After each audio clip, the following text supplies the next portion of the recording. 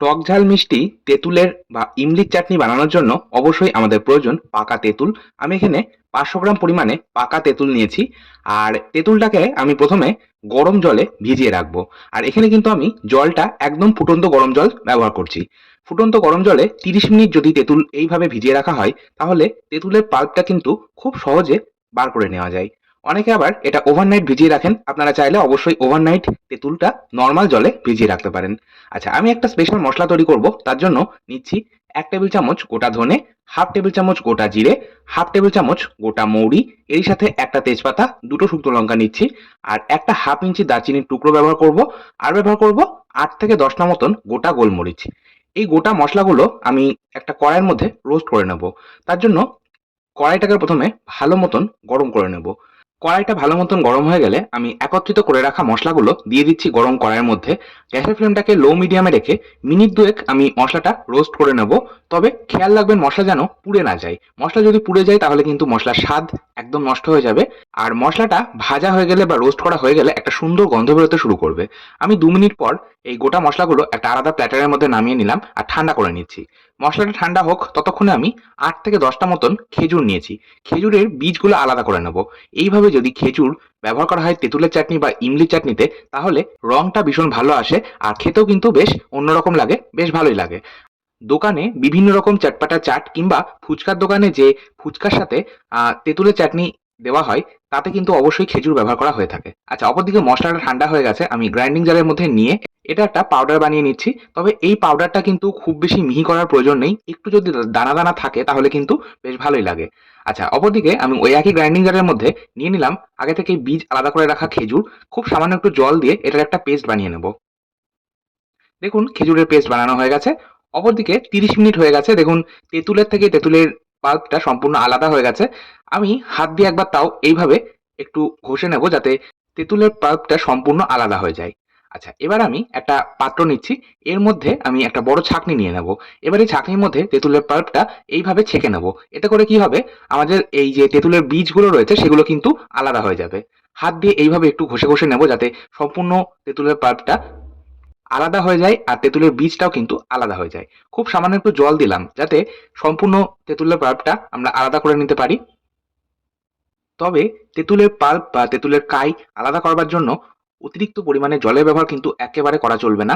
কারণ অতিরিক্ত পরিমাণে জল যদি ব্যবহার করেন তাহলে এই তেঁতুলের চাটনি বা ইমলি চাটনি তৈরি করতে সময় কিন্তু অনেকটাই বেশি লাগবে। কারণ এই যে জলটা আমরা ইউজ করব সেই জলটা কিন্তু সম্পূর্ণটাই আমাদের শুকিয়ে নিতে হবে। আচ্ছা, আমার তেঁতুলের পাল্প বা কাত সম্পূর্ণ আলাদা করা হয়ে গেছে। এবার আমি এর মধ্যে কিছু গুঁড়ো মসলা ব্যবহার করব। গুঁড়ো মসলা বলতে দিচ্ছি হাফ চা চামচ রেগুলার সল্ট বা নর্মাল রান্নার লবণ, যে লবণটা আমরা রান্নায় ডেইলি ইউজ করে থাকি সেই লবণটা। আর তার সাথে দিলাম হাফ চা চামচ বিট লবণ। 2 রকম লবণই কিন্তু ব্যবহার করতে হবে এই চাটনিতে, তবেই টেস্টটা কিন্তু একদম পারফেক্ট আসবে। তাই অবশ্যই আপনারা আপনাদের স্বাদ মতন একটু বুঝে নিয়ে লবণটা ব্যবহার করবেন। দিয়ে দিলাম 1 চা চামচ হলুদ গুঁড়ো আর 1 চা চামচ কাশ্মীরি লঙ্কার গুঁড়ো। এই কাশ্মীরি লঙ্কার গুঁড়োতে ঝাল হয় না, তবে এটা শুধুমাত্র রঙের জন্য ইউজ করছি। এরই সাথে আমি দিয়ে দেবো ভাজা মসলা যেটা বানিয়ে রেখেছি। এই ভাজা মসলাটা আমি 2 চা চামচ এই পর্যায়ে ব্যবহার করছি। তবে পরবর্তীতে অর্থাৎ সব শেষে আমি আরো একবার ব্যবহার করব। এতে করে মসলার যে একটা সুন্দর গন্ধ রয়েছে সেটা বজায় থাকবে। আমি সমস্তটা একবার মিশিয়ে নিলাম। এবার চাটনিটা তৈরি করছি। তার জন্য কড়াইয়ের মধ্যে দিয়ে দিলাম 1 টেবিল চামচ রিফাইন্ড অয়েল বা সাদা তেল। আমি তেলটা প্রথমে গরম করে নিচ্ছি। তেল গরম হয়ে গেলে এর মধ্যে ব্যবহার করব 1/4 টিস্পুন হিং। খুব সামান্য একটু হিং যদি এই চাটনিতে ব্যবহার করা হয় তাহলে ফ্লেভার এবং টেস্ট দুটোই কিন্তু ভীষণ ভালো হয়। এখন এর মধ্যে দিয়ে দিচ্ছি আগে থেকেই বানিয়ে রাখা তেঁতুলের কাত বা তেঁতুলের পাল্প। যে পাত্রের মধ্যে তেঁতুলের পাল্প বা কাতটা ছিল তার মধ্যে আমি খুব সামান্য একটু জল দিলাম। দিয়ে লেগে থাকা তেঁতুলের পাল্পটা সম্পূর্ণটাই ধুয়ে দিয়ে দিলাম। এবার গ্যাসের ফ্লেমটা একদম হাই ফ্লেমে করে নিয়েছি আর এটা অনবরত এবার নাড়াচাড়া করতে থাকবো। আর খুব বেশি সময় ধরে এটা ফুটাবো না। জাস্ট একদম হাই ফ্লেমে একটা বয়েল বা একটা জাল আসা পর্যন্ত অপেক্ষা করব। দেখুন একদম হাই ফ্লেমে আমি এটা রেখেছি। মিনিট 4-5 মধ্যেই কিন্তু একটা বয়েল চলে এসেছে। আমি আরো একবার হাতা দিয়ে নাড়াচাড়া করে নিচ্ছি। এবার আমি এর মধ্যে মিষ্টিটা দিয়ে দেবো। মিষ্টি বলতে আমি এখানে ব্যবহার করব আখের গুড়। আখের গুড় আমি এখানে 500 গ্রাম পরিমাণে ব্যবহার করব। প্রথমে 250 গ্রাম ব্যবহার করেছিলাম, তবে পরবর্তীতে টেস্ট করার পর মনে হয়েছে মিষ্টিটা আরো একটু প্রয়োজন। তাই আমি আরো 250 গ্রাম আখের গুড় এখানে ব্যবহার করেছি। আপনারা অবশ্যই মিষ্টিটা নিজেদের স্বাদ মতন কম বা বেশি করতেই পারেন। আর দিয়ে দিচ্ছি এরই সাথে আগে থেকেই বানিয়ে রাখা খেজুরের পেস্ট। আর দিয়ে দেবো ভাজা মশলা। ভাজা মশলাটা আমি কিন্তু সম্পূর্ণটাই ব্যবহার করব যতটা বানিয়েছি। এবার আমি সমস্তটা একবার মিশিয়ে নেব। আচ্ছা, আপনারা চাইলে আখের গুড়ের পরিবর্তে আখের গুড়ের পাউডার বর্তমানে বাজারে পাওয়া যায়, সেটা ইউজ করতে পারেন। আবার চাইলে চিনিও ব্যবহার করতে পারেন। তবে বেস্ট রেজাল্টটা কিন্তু পাওয়া যায় আখের গুড় ব্যবহার করলে। আমি সমস্তটা একবার মিশিয়ে নিচ্ছি আর মিনিট ৩ আর একটু ফুটিয়ে নেব, যাতে তেঁতুলের এই চাটনিটা একটু ঘন হয় আর যে গুড়টা ইউজ করলাম সেটা যাতে সম্পূর্ণ মেল্ট হয়ে যায়।